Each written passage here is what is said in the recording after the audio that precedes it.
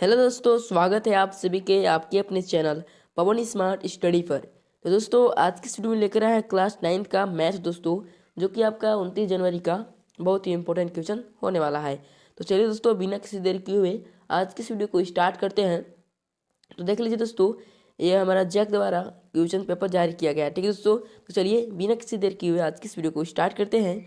उससे पहले दोस्तों, अगर आपको वीडियो पसंद आएगी तो वीडियो को आप लाइक कर दीजिएगा, और दोस्तों चैनल पर नए होंगे तो चैनल को भी सब्सक्राइब कर लेंगे।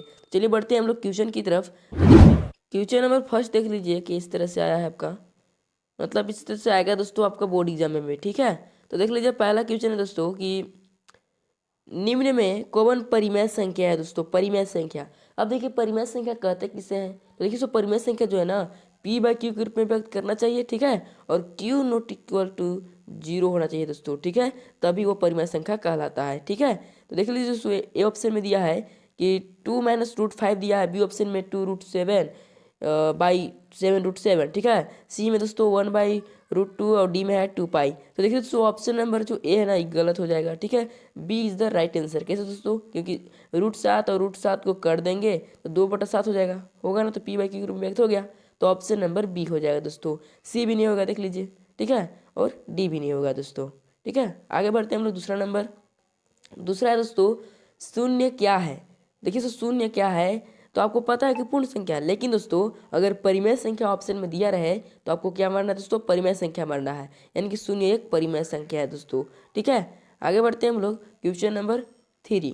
क्वेश्चन नंबर 3 है दोस्तों कि 0.3 का बार बराबर है दोस्तों। तो ऑप्शन ए को चेक करते हैं पहले। 1/3 है दोस्तों, अगर आप इसमें भाग लेंगे तो 0 बार में जाएगा। ठीक है, फिर 10 और बैठाएंगे 10 होगा। ठीक है, 3 × 3 = 9 होगा, फिर 3 × 3 = 9 होगा, यानी कि बढ़ते जाएगा बढ़ते जाएगा, यानी कि ऑप्शन नंबर 1 ठीक हो जाएगा दोस्तों। ऑप्शन नंबर ए सही हो जाएगा। आगे बढ़ते हैं हम लोग 4 नंबर। इसी तरह से आप लोगों को सॉल्यूशन करना है दोस्तों। ठीक है, 4 नंबर में दोस्तों कि 1/√2 का परिमेयकरण है दोस्तों। परिमेयकरण करने के लिए जो हर दिया है दोस्तों, उसी से फिर आपको गुना कर देना है 2 बार। ठीक है, यानी कि 1/√2 गुने √2/√2 दोस्तों। ठीक है, √2 बना ले।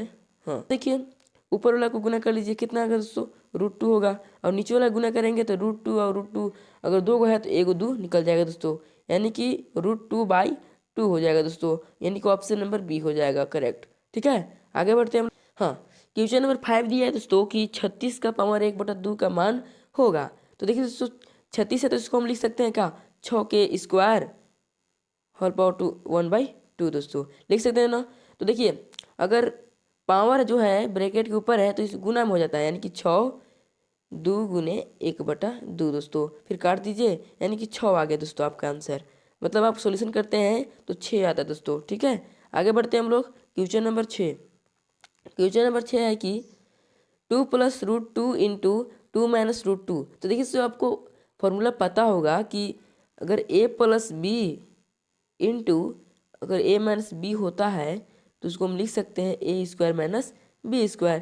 तो देखिए सो इसमें a कौन है, b² है। ठीक है, तो इसमें a है दोस्तों 2 है, क्या दोस्तों 2 है, तो 2 का स्क्वायर करेंगे माइनस फिर √2 के स्क्वायर करेंगे दोस्तों। तो देखिए 2 का स्क्वायर कितना होता है, 4 होता है। अब √2 का स्क्वायर करेंगे दोस्तों तो क्या होगा, 2 ही होगा। ठीक है, बताएं हमको।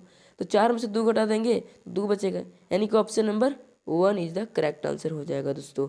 ठीक है, तो आगे बढ़ते हैं हम लोग क्वेश्चन नंबर 7। क्वेश्चन नंबर 7 है दोस्तों कि निम्नलिखित में से कौन बहुपद नहीं है। ठीक है दोस्तों, बहुपद नहीं है तो 7 का हो जाएगा ऑप्शन नंबर डी दोस्तों। क्या ऑप्शन नंबर डी हो जाएगा, ये बहुपद नहीं है। देख लेंगे आप लोग, बहुपद पहचानने आता होगा आप लोगों को। आगे बढ़ते हैं हम लोग 8 नंबर दोस्तों कि निम्नलिखित में से कौन त्रिघाती बहुपद है दोस्तों। ठीक है, मतलब उसका 3 घात है। ठीक है, ए में देख लीजिए इसका 2 घात है, क्या दोस्तों इसका 2 घात है, तो ये तो नहीं होगा। इसका भी 2 घात है, इसमें 1 घात है दोस्तों, कुछ नहीं, मतलब यहाँ देखिए 3 घात इसका है दोस्तों, यानी कि ऑप्शन नंबर डी हो जाएगा। ठीक है दोस्तों, 8 का क्या हो जाएगा, डी हो जाएगा। आगे बढ़ते हैं हम लोग 9 नंबर। 9 में दोस्तों की बहुपद इतना में x² का गुणांक होगा। तो देखिए सो गुणांक पूछेगा तो हम लोग खोजेंगे कि x² कहाँ है। तो देख लीजिए x² यहाँ है दोस्तों, तो इसके पीछे एक छुपा होता है, यानी कि 1 गुने अगर x² करते हैं तब पर भी तो कि x² आता है दोस्तों, आता है ना। तो देखिए x² का गुणांक क्या हो जाएगा, यानी कि option number B is the correct answer हो जाएगा दोस्तों। आगे बढ़ते हैं हम लोग क्वेश्चन नंबर 10। 10 में दोस्तों की px = 2x + 1 का शून्यक है। अगर दोस्तों अगर आपको शून्यक निकालने के लिए कहेगा तो आपको क्या करना है दोस्तों, 2x + 1 = 0। ठीक है दोस्तों, आप समीकरण हल कर देंगे। 2x बराबर -1, ठीक है, x = कितना हो जाएगा दोस्तों, -1/2 हो जाएगा, जो कि ऑप्शन नंबर बी है दोस्तों। क्या, बी हो जाएगा करेक्ट आंसर। ठीक है, आगे बढ़ते हैं हम लोग 11 नंबर है दोस्तों कि 3x² + x + 1 को x - 1 से भाग देने पर शेषफल प्राप्त होगा। तो देखिए दोस्तों, सबसे पहले हम लोग क्या निकालेंगे, तो सबसे पहले हम लोग को निकालना होगा शून्यक, तो हमारा शेषफल प्राप्त हो जाएगा। यानी कि x - 1 जो इसको gx मानते हैं, यानी कि x - 1 बराबर 0 कर देंगे। ठीक है, x बराबर 1 हो जाएगा, यानी कि जहाँ जहाँ 1 से दोस्तों आपको वहाँ पट्टी 1 लगाना है। ठीक है, तो जैसे हम लगाते हैं 3 है दोस्तों, 3 गुना 1 की स्क्वायर हो जाएगा। ठीक है, +1 + 1। ठीक है दोस्तों, इसको हम लोग सोल्व कर देंगे। 3 गुना 1 की स्क्वायर करेंगे तो 3 ही होगा, फिर +1, फिर +1, यानी कि 3 दूनी 5 हो जाएगा दोस्तों, जो कि ऑप्शन नंबर सी में है। ठीक है दोस्तों, option number C is the correct answer. आगे बढ़ते हैं हम लोग क्वेश्चन नंबर 12। क्वेश्चन नंबर 12 है दोस्तों कि निम्न में से कौन 2 चर वाला रैखिक समीकरण है।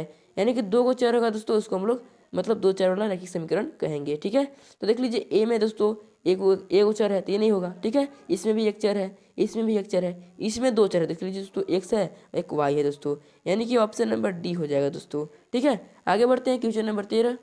क्वेश्चन नंबर 13 है दोस्तों कि x - y = 2 का हल होगा। तो देखिए दोस्तों, अगर x की जगह पर अगर आप 4 लगाते हैं और y की जगह पर 2 लगाते हैं हो जाएगा दोस्तों, यानी कि option number B is the correct answer. क्या दोस्तों, ऑप्शन नंबर बी हो जाएगा। ठीक है, आगे बढ़ते हैं हम लोग क्वेश्चन नंबर 14। क्वेश्चन नंबर 14 है दोस्तों कि 2 चर वाले रैखिक समीकरण के हल होते हैं। ठीक है, तो 2 चर वाले रैखिक समीकरण के कितने हल होते हैं दोस्तों, तो याद रखिएगा दोस्तों, अनंत होते हैं। क्या, अनंत होते हैं, ऑप्शन नंबर सी हो जाएगा। आगे बढ़ते हैं क्वेश्चन नंबर 15 है दोस्तों कि बिंदु -3 और -5 किस चतुर्थांश में स्थित है दोस्तों। तो सबसे पहले हम लोग एक निर्देशांक ज्यामिति खींचेंगे दोस्तों। क्या, निर्देशांक ज्यामिति। देखिए दोस्तों, इस तरह से होता है। तो देखिए इधर क्या क्या होता है दोस्तों, प्लस प्लस होता है, आपको पता होगा। ठीक है, इधर क्या होता है दोस्तों, तो इधर होता है माइनस, इसके बाद प्लस, क्योंकि दोस्तों पहले x होता है, इसके बाद y होता है, जिसको हम लोग x अक्ष बोलते हैं और इसको हम लोग y अक्ष बोलते हैं दोस्तों। देखिए एक डैश है, ये y डैश है, इधर x है और इधर y है दोस्तों। ठीक है, तो देखिए माइनस माइनस बोला है तो माइनस माइनस इधर ही होगा, यानी कि चतुर्थांश जो है दोस्तों वो तृतीय है, यानी कि option number C is the correct answer दोस्तों। ठीक है, आगे बढ़ते हैं हम लोग क्वेश्चन नंबर 16। देखिए जो क्या है कि बिंदु सी का निर्देशांक है। तो देखिए सी कहाँ है दोस्तों, तो देख लीजिए सी है दोस्तों, इधर से देख लीजिए सी इधर है, फिर यहाँ, तो पहले हम लोग एक्स को देखते हैं, इसके बाद वाई को देखते हैं। तो एक्स में -5 है और वाई में 2 है दोस्तों, यानी कि -5 और 2 हो जाएगा दोस्तों, जो कि ऑप्शन नंबर ए में है दोस्तों। ठीक है, आगे बढ़ते हैं हम लोग क्वेश्चन नंबर 17 नंबर में है कि 105 डिग्री का संपूरक कोण होगा। अगर कभी भी पूछ देगा दोस्तों संपूरक कोण, तो 2 कोणों का योग जो है 180 डिग्री होना चाहिए। तो 105 दिया है तो कितना जोड़ेंगे कि 180 हो जाएगा। तो अब 180 में से 105 घटाएंगे ना दोस्तों, तो 105 घटाने पर कितना प्राप्त होता है, तो 10 में से 5 गया। ठीक है, 7 बचा, फिर 1 में से 1 0, यानी कि 75 डिग्री दोस्तों, जो कि ऑप्शन नंबर डी में है। ठीक है, देखिए दोस्तों आपको इस चैनल से बहुत ही सहायता मिलेगी, इसलिए आप लोग जो भी वीडियो हम चाहते हैं उसको आप लोग देखा कीजिए। ठीक है, आगे बढ़ते हैं हम लोग 18 नंबर में दोस्तों कि यदि 2 कोणों का योग 90 डिग्री हो तो उन कोणों को क्या कहते हैं। तो देखिए दोस्तों अगर 2 कोणों का योग जो है ना 90 डिग्री होता है तो उसे हम लोग कहते हैं पूरक कोण। क्या दोस्तों, पूरक कोण कहते हैं, यानी कि ऑप्शन नंबर सी हो जाएगा दोस्तों। देखिए संपूरक कोण किसको कहते हैं, या यदि 2 कोणों का जो योग है 180 डिग्री होना चाहिए, लेकिन 90 डिग्री दिया है इसलिए पूरक कोण हो जाएगा। ठीक है दोस्तों, आगे बढ़ते हैं हम लोग क्वेश्चन नंबर 19 नंबर में दोस्तों कि आकृति में ए ओ बी एक सरल रेखा है तो x का मान होगा दोस्तों। ठीक है, x का मान पूछा है। तो देखिए दोस्तों अगर आप x का मान निकालना है तो आपको क्या करना है दोस्तों, तो x के जितना दिया है उसको x + 82 = 180 आपको कर देना है दोस्तों। ठीक है, तो फिर आप x बराबर 180 माइनस क्या कर देंगे, 82 कर देंगे, तो घटाएंगे तो कितना होगा दोस्तों। अगर आप घटाते हैं 180 में से 82 को तो कितना बचता है, तो 10 में से 8 2 गया 8 बचा, फिर 17 में से 8 गया तो 9 बचा, यानी कि 98 डिग्री। क्या दोस्तों, 98 डिग्री ऑप्शन नंबर ए हो जाएगा। इस तरह से आपको सॉल्यूशन करना है। क्या करना है दोस्तों, इन दोनों को जोड़कर आपको बराबर 180 डिग्री कर देना है। ठीक है, फिर आपको सॉल्यूशन कर देना है दोस्तों। ठीक है, आगे बढ़ते हैं हम लोग। क्वेश्चन नंबर 20 नंबर में है दोस्तों कि आकृति में एक्स का मान होगा। ठीक है, एक्स का मान। तो देखिए दोस्तों, कभी भी इस तरह से सवाल देगा तो इन दोनों को जोड़कर वही जो है इसका मान होता है। ठीक है, यानी कि दोनों के जो है अकेले ही मान होता है। यानी कि 80 20 कितना होता है दोस्तों, 100 डिग्री होता है। यानी कि 100 डिग्री होगा ना। यानी कि ऑप्शन नंबर सी हो जाएगा दोस्तों। क्या हो जाएगा, सी हो जाएगा। ठीक है, आगे बढ़ते हैं हम लोग। क्वेश्चन नंबर 21 नंबर है दोस्तों कि त्रिभुज के तीनों कोनों का योग कितना होता है। तो देखिए दोस्तों, त्रिभुज जो है ना, तो त्रिभुज के तीनों कोनों का योग आप लोग को याद रखना है कि 180 डिग्री होता है दोस्तों। ठीक है, यानी कि ऑप्शन नंबर बी हो जाएगा। अगर पूछ देता दोस्तों कि चतुर्भुज के अंतःकोणों का योग कितना होता है, तो 360 डिग्री होता है। ये भी आप लोग याद रख लेंगे। आगे बढ़ते हैं हम लोग। क्वेश्चन नंबर 22 में है दोस्तों कि निम्नांकित में से कौन त्रिभुजों की सर्वांग समता की कसौटी नहीं है। तो देखिए दोस्तों, इसका जो राइट आंसर हो जाएगा ऑप्शन नंबर सी हो जाएगा दोस्तों। क्या हो जाएगा, ए हो जाएगा। ए नहीं है दोस्तों, option number see the correct answer हो जाएगा। ठीक है, याद रखिएगा आप लोग। बाकी सभी की सभी कसौटी है दोस्तों, याद रखिएगा आप लोग। ठीक है, आगे बढ़ते हैं हम लोग। क्वेश्चन नंबर 23 है दोस्तों, यदि कोण ए बराबर कोण पी कोण बी बराबर कोण क्यू और ए बी बराबर पी क्यू हो तो क्या होगा दोस्तों। तो याद रखिएगा, जब भी इस तरह का सवाल आएगा तो त्रिभुज ए बी सी सर्वांगसम त्रिभुज पी क्यू आर, यानी कि ऑप्शन नंबर ए हो जाएगा दोस्तों। ठीक है, इस तरह से सवाल आएगा तो आपको इस तरह से करना है। ठीक है, आगे बढ़ते हैं हम लोग। हाँ, क्वेश्चन नंबर दोस्तों, क्वेश्चन नंबर कितना है, हाँ क्वेश्चन नंबर आपका है 24 है दोस्तों। 24 ही है ना, हाँ 24 है। देख लीजिए क्या दोस्तों कि एक चतुर्भुज के तीनों कोणों का मान 110 डिग्री, 82 डिग्री एवं 68 डिग्री होता है, तो चौथे कोण की माप क्या होगा। तो देखिए दोस्तों, ये तीनों को जोड़कर आपको 360 में से घटा देना है। ठीक है दोस्तों, अभी तुरंत हम आपको बताएं कि चतुर्भुज के अंतःकोणों का योग कितना होता है, तो 360 डिग्री होता है दोस्तों। ठीक है, तो तीनों को अगर आप जोड़ते हैं तो कितना होता है दोस्तों, तो आप जोड़ लेंगे पहले, यानी कि 110, 82 और दोस्तों कितना है, 68 है दोस्तों, है ना। तो इन लोगों को जोड़ देंगे तो 8 2 10 के 0 हासिल 1 हो जाएगा, और 8 1 9 6 15 अब 1 16 के 6 हासिल 1, यानी कि 260 दोस्तों। क्या 260 हो रहा है। अगर आप 360 में से 260 को घटाते हैं तो कितना होता है दोस्तों, तो आप घटा लेंगे। क्या 360 में से 260 को घटाएंगे। ठीक है, देखिए हम डायरेक्ट भी कर सकते थे, लेकिन आप लोग को समझाने के लिए कर रहे हैं। ठीक है, 0 में से 0 गया, 6 में से 6 0 गया, 3 में से 2 ये गया, यानी कि 100 डिग्री। क्या दोस्तों, 100 डिग्री ऑप्शन नंबर ए हो जाएगा करेक्ट आंसर। ठीक है, आगे बढ़ते हैं हम लोग। 25 नंबर, 25 में देख लीजिए दोस्तों क्या है कि एक समांतर चतुर्भुज ए बी सी डी में डी कोण डी बराबर कितना है दोस्तों, 135 डिग्री हो तो बी का माप क्या होगा। तो देख लीजिए दोस्तों, एक चतुर्भुज है। क्या चतुर्भुज है दोस्तों, ए है, बी है, फिर सी है दोस्तों, फिर आपको डी है दोस्तों। ठीक है, एक मिनट, ये सी यहाँ रखते हैं और डी यहाँ रखते हैं दोस्तों। ठीक है, अब हो गया। अब देखिए इस तरह से है दोस्तों, तो कोण डी का मान कितना दिया है, तो कोण डी का मान दिया है दोस्तों 135 डिग्री दिया है ना दोस्तों। तो देखिए, अगर आप कोण बी का मान निकाल रहे हैं दोस्तों, तो सामने वाला जो कोण होता है वो भी बराबर होता है, यानी कि दोस्तों बी भी जो है 135 डिग्री हो जाएगा, यानी कि ऑप्शन नंबर सी हो जाएगा दोस्तों करेक्ट आंसर। ठीक है, आगे बढ़ते हैं हम लोग। 25 का सी हो जाएगा। देख लीजिए 26 नंबर दोस्तों, 26 में है कि समचतुर्भुज के विकर्ण परस्पर होते हैं। ए में देख लीजिए बराबर दिया है, बी में समांतर दिया है, सी में लंब दिया है, डी में इनमें से कोई नहीं। तो 26 का हो जाएगा दोस्तों ऑप्शन नंबर सी हो जाएगा, समचतुर्भुज के विकर्ण लंब होते हैं। ठीक है, याद रखिएगा आप लोग। आगे बढ़ते हैं हम लोग।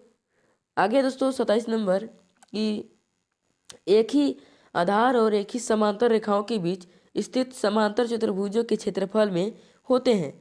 तो 27 का हो जाए दोस्तों ऑप्शन नंबर ए होते हैं, यानी कि बराबर होते हैं दोस्तों।